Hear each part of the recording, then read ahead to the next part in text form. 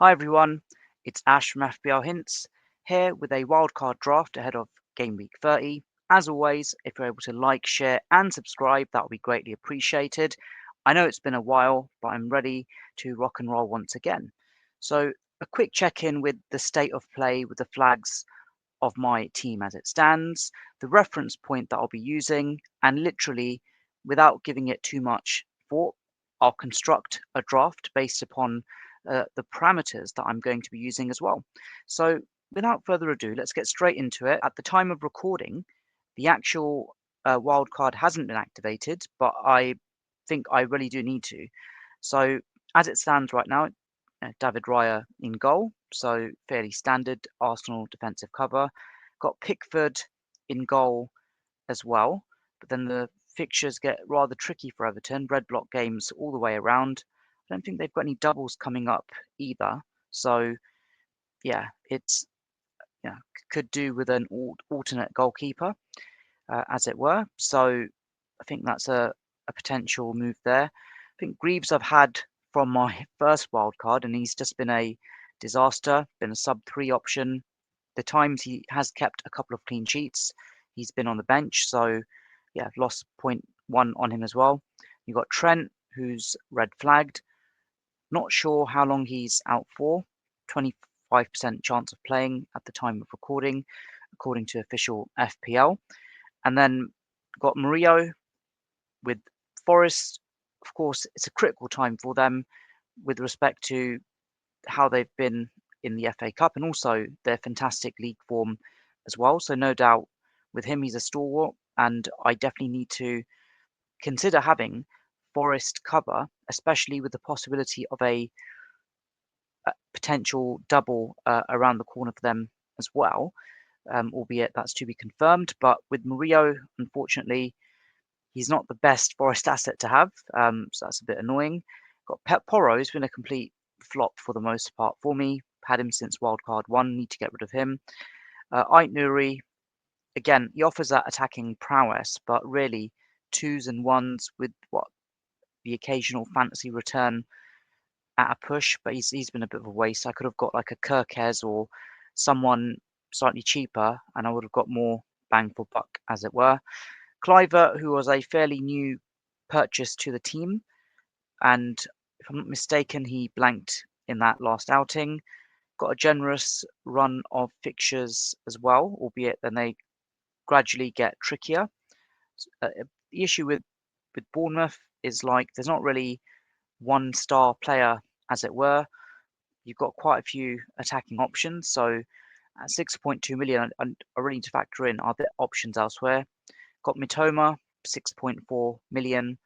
Another player who kind of hasn't really done much for me. I bought him when he was showing some form, but yeah, he's really not done much. And just look at the fixtures, Villa, Palace, and a few green block games around the corner as well. But then the option is, do I go for a player that's got a double like Eze or Asar or Mitoma? I think that's a fairly straightforward answer. Doucouré, I got him as a result of the previous double that Everton had, and luckily got return. And yeah, it's just been basically a fodder for me, albeit he did score from the bench annoyingly for me. So yeah, that's one player that I'd probably get rid of.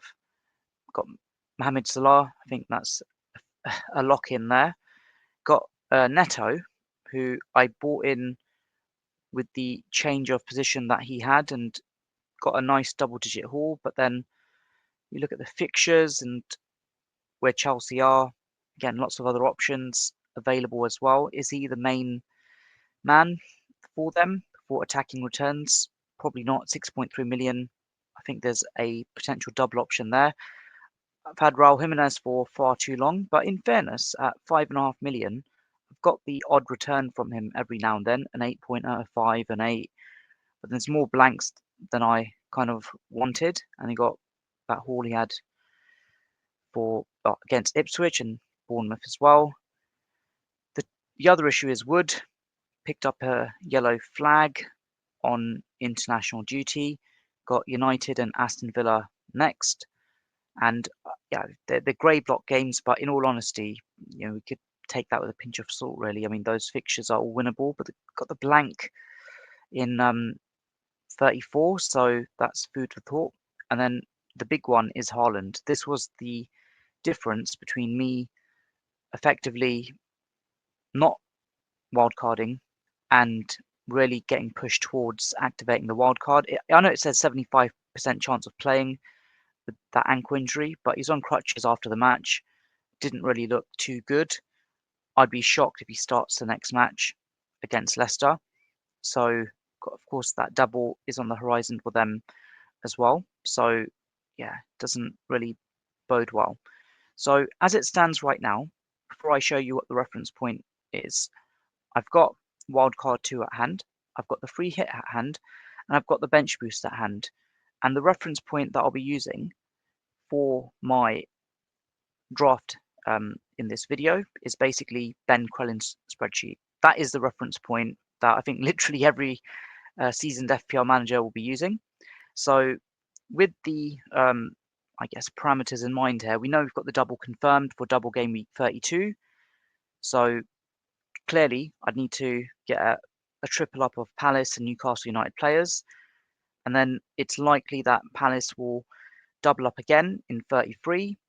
So yeah, that triple lock should be there. And then Newcastle, albeit they're not doubling in 33, they don't blank crucially in 34, which is great.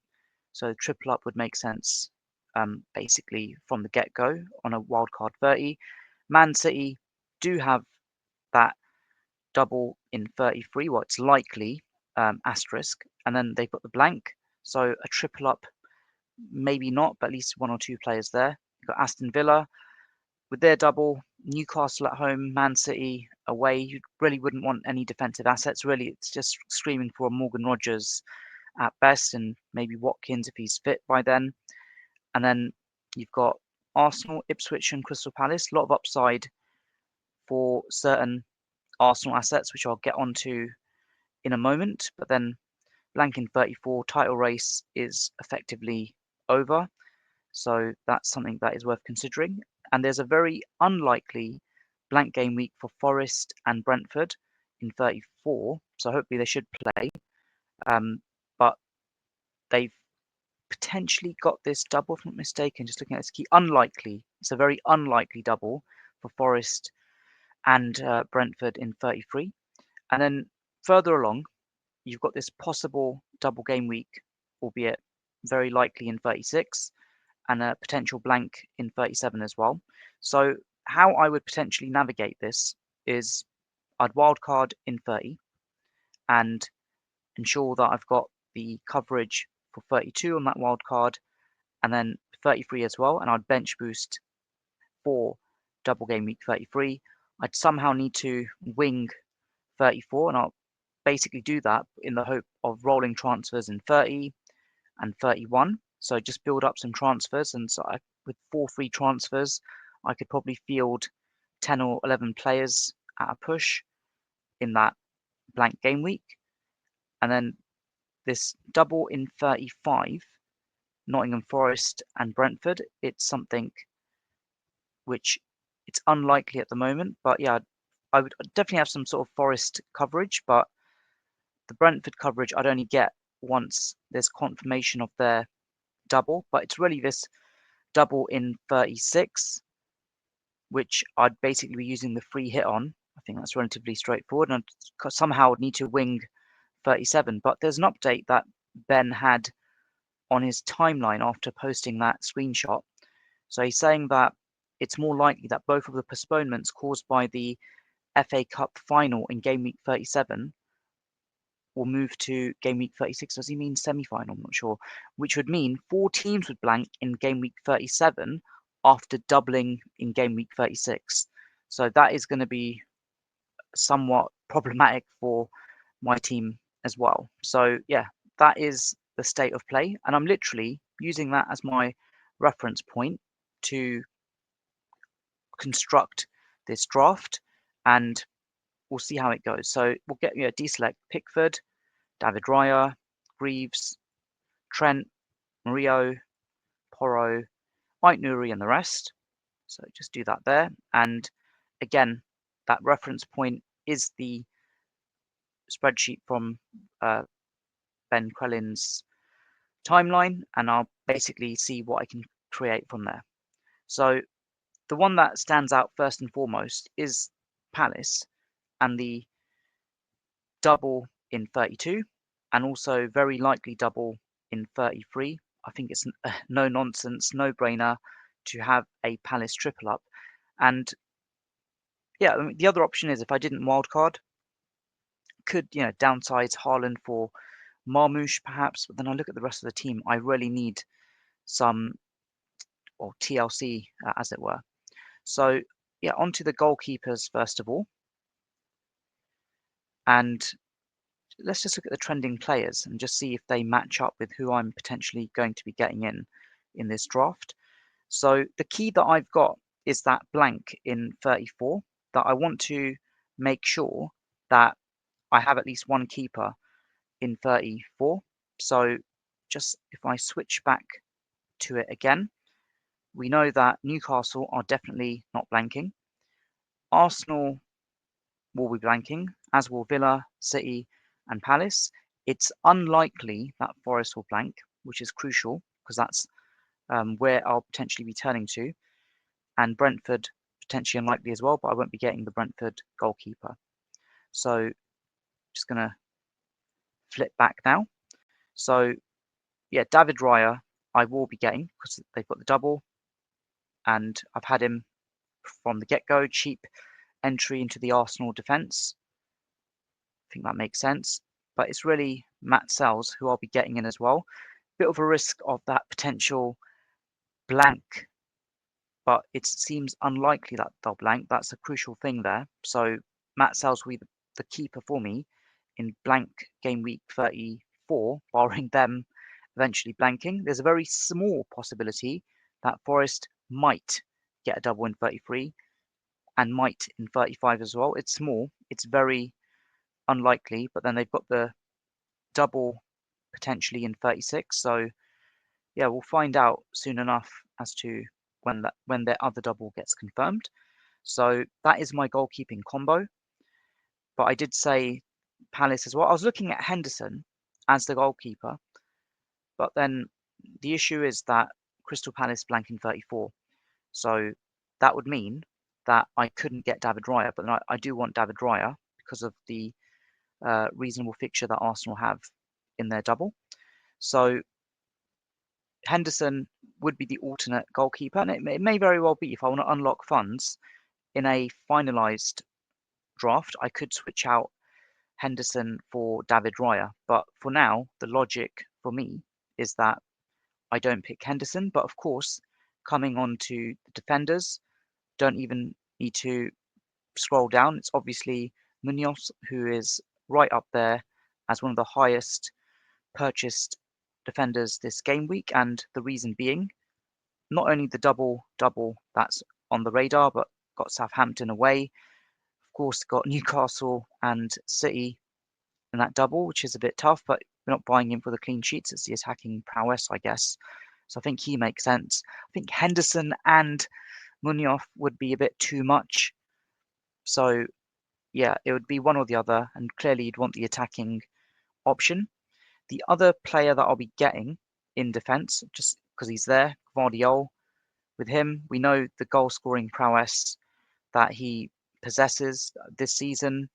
He's chipped in with 5 goals, and last season chipped in with 4 goals. So yeah, I think that's relatively straightforward. Man City still are vying for that Champions League spot for next season, so there is something to play for from City's side. So just picking the other City asset that I had in mind, going to the midfield. Let's just see if he's up there. And yep, he is. So it's Sarr of Palace, who's been sensational in the past 2 games, 3 attacking returns, 26 points. And just go further down for the season, 7 goals and 4 assists.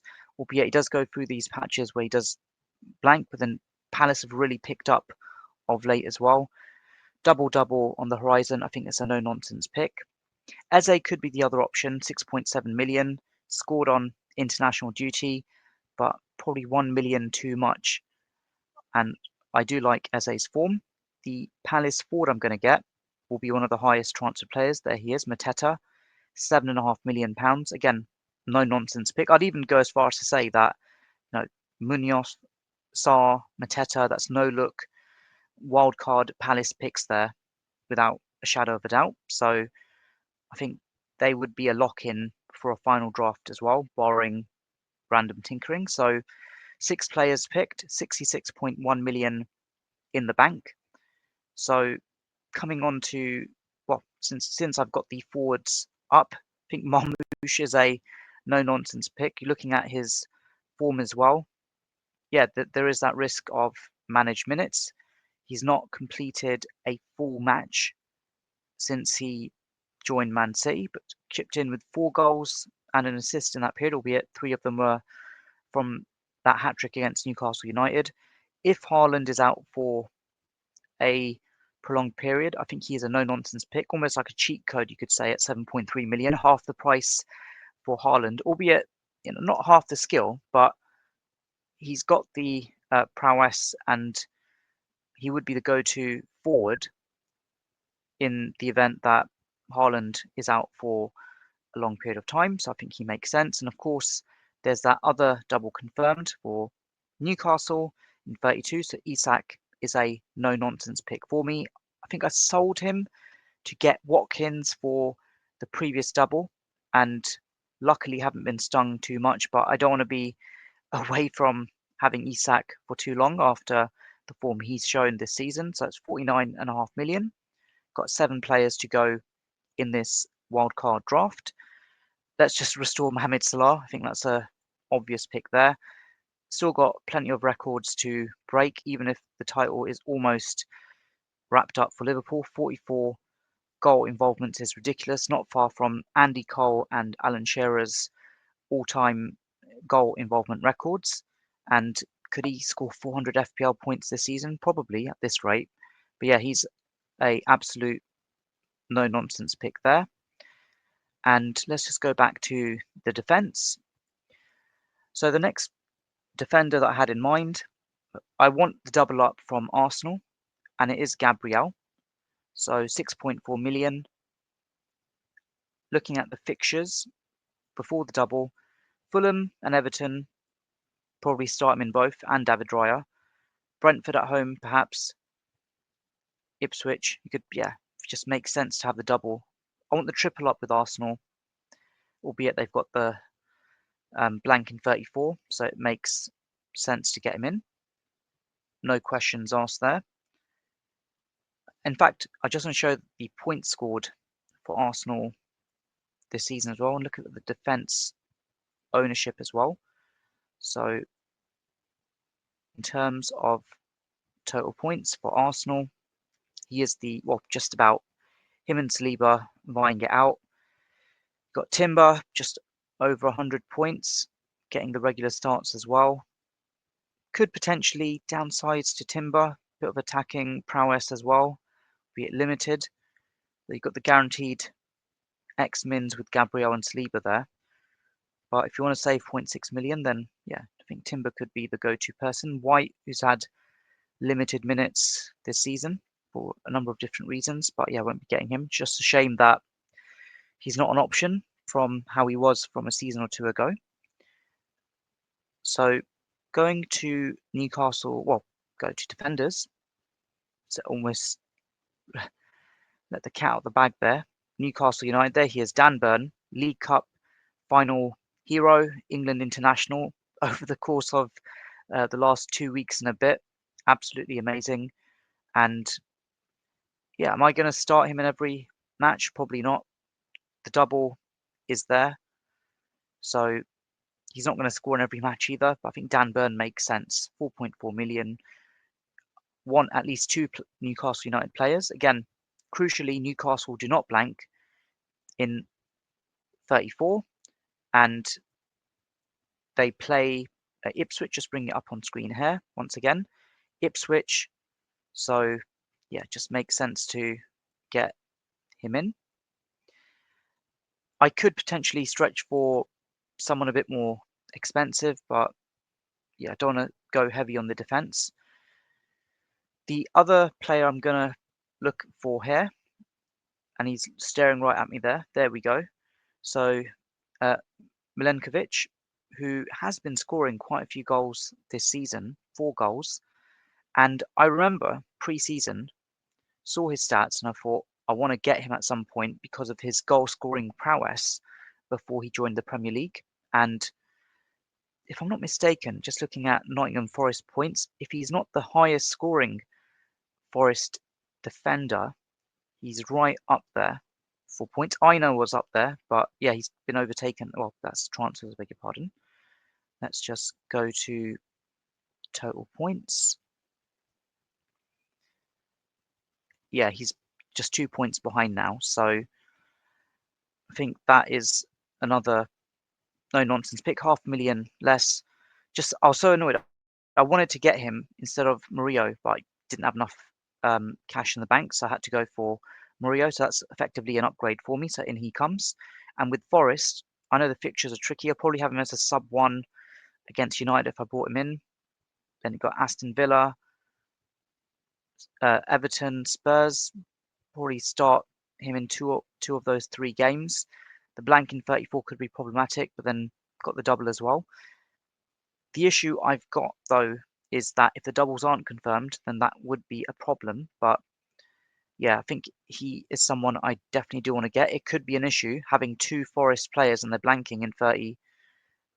Oh, well, sorry, they're unlikely to blank, but if they do blank, then I would have to get rid of Sels or Milenkovic, which would be a retrograde move. So onto the midfielders now, just to complete it. So that's 20.7 million in the bank. And let's see what we can do here. Just looking at the trending players. Just get them. Oh, not manager losses. Just get trending players. Find it. There we go. So, of course, Bruno Fernandes has been in outstanding form for Manchester United because he's got all those red block games now. So if you didn't get him beforehand, you've probably missed out. But he's got the X-Mins under his belt history. So, fair play there if you are going to stick with him. But I think it's slim pickings for me with the players that are available. But there is one player who is flying under the radar, and Arteta has confirmed that he is now back to full fitness. Upside, hasn't played in a while. He may not even start the next match, but hopefully he will be up and firing for that next double for Arsenal in 34 is Bukayo Saka.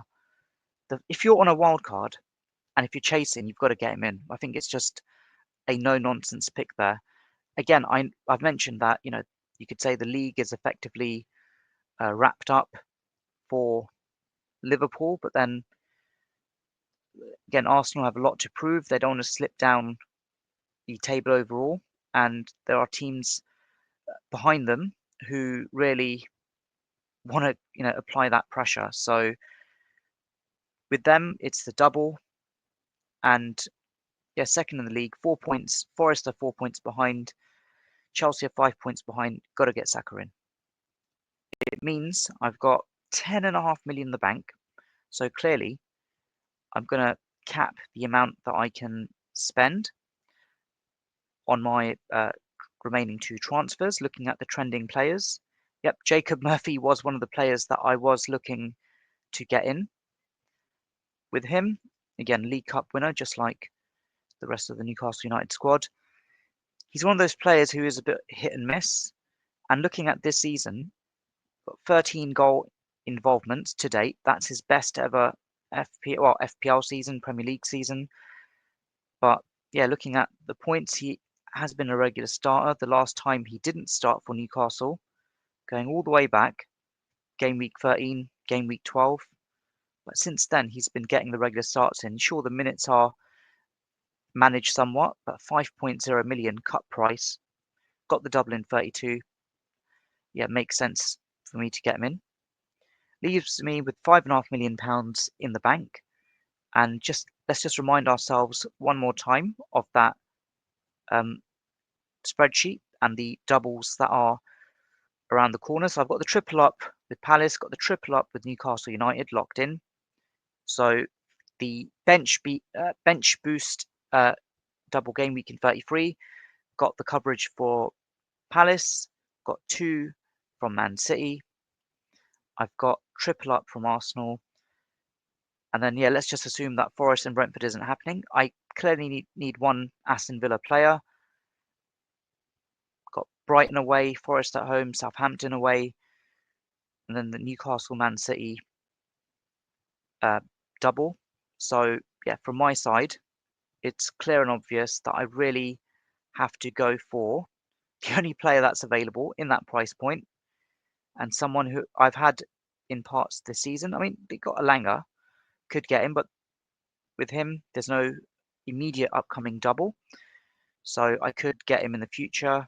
Haven't got the money for Semenyo.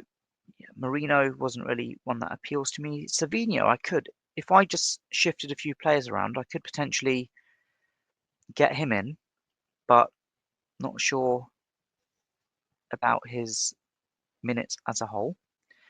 But I think it's just logic that you just get Rodgers in. He's the missing piece of the jigsaw. I am tempted to activate the wildcard now. There you go. Exact funds for this. And in game week 30, I would obviously start the 3 strikers. I would probably have Rodgers as sub 1. Start the other 4 midfielders. Yeah, Munoz, Gvardiol, Gabriel, I'd start them. And then Dan Burn sub 2. Oh, it's hard. Milenkovic sub 3. It's really hard, but I'm going to probably lose a few points on the bench. Could potentially shift to a 4-4-2. I'll have a think. But, well, not 4-4-2, I beg your pardon. A 4-3-3? Nah, it'd have to be a 3-4-3. But that is a very balanced team for game week 30 to factor in the doubles in 32, the likely doubles in 34. Blank game week 34 will be tricky, but I'd need to be working on the proviso that I'll be banking transfers for 4 weeks, or at least 3 of the 4 weeks. And then there's no need to free hit in blank 34. And then if I just bring that spreadsheet up one final time,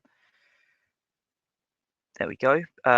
Got coverage for doubles in 33, free hit in 36, and somehow for blank 37, just run on fumes.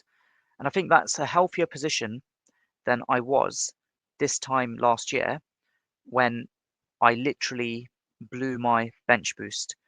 So I didn't even use it in a double, if I'm not mistaken.